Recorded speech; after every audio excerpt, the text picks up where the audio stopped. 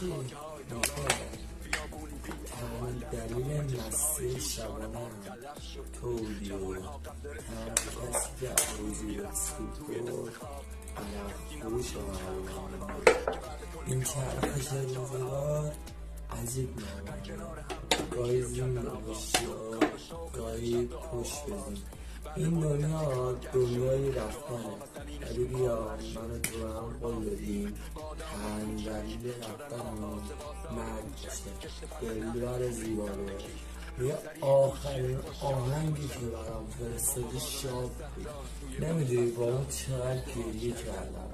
ماهای کرچی یه جور دیگه بزرگ شدیم، کسی نشیم لازمون بکشه، کسی نشیم حواسش بیامون باشه، کسی نشیم گریه کردیم قصه خوردیم بگی چه مریته اشرامونم خودمون با آسینمون باز کردیم. شاید ظاهرمون نشون نده، قیافمون سخت نشون میده، ولی دلمون خیلی زود میشنه. دلمون کوچیکه، دلمارشی بودن هنر نیستش باورم. باشی میدم سلامت جمع قشنگمون، پایداری این جمع قشنگمون.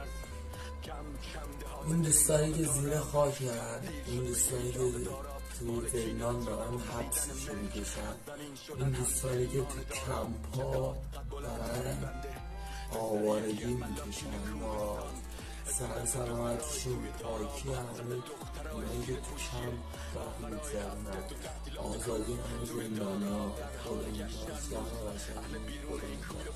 این سوال بود توی فکر مریم، توی داراب نبود به شکل مریم، مگه انتهای رویا دارابه.